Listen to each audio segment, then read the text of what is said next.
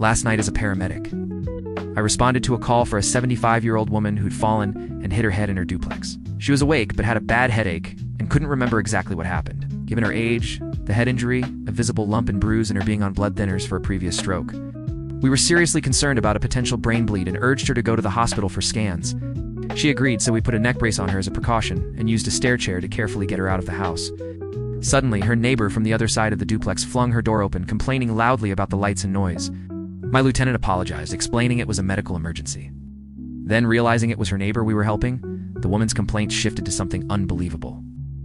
She started yelling that we couldn't take the injured woman to the hospital because she needed her to babysit her children. The next day for errands, my lieutenant was firm, stating the neighbor's health was what mattered. The entitled neighbor huffed and slammed her door. We thought it was over. But a few minutes later, after getting the patient comfortable in the ambulance with an IV, the back doors swung open again. It was the neighbor, now dressed. She repeated her demand about babysitting, and then actually tried to pull the stretcher, with our patient on it, out of the ambulance. Thankfully, she couldn't figure out the latch. Our patient weakly explained she couldn't babysit because she might be having a stroke, but the neighbor insisted she was fine. My partner rushed to the back, pulled the neighbor off the stretcher, and I quickly locked the doors. She looked ready to fight. Luckily, a sheriff's deputy arrived just then, and the last thing I saw as we drove away was the neighbor being tased after stomping towards the officer. Later, our patient told us the neighbor would often just drop off her 3 young kids for hours without any warning, and she had no idea she was even supposed to be babysitting the next day.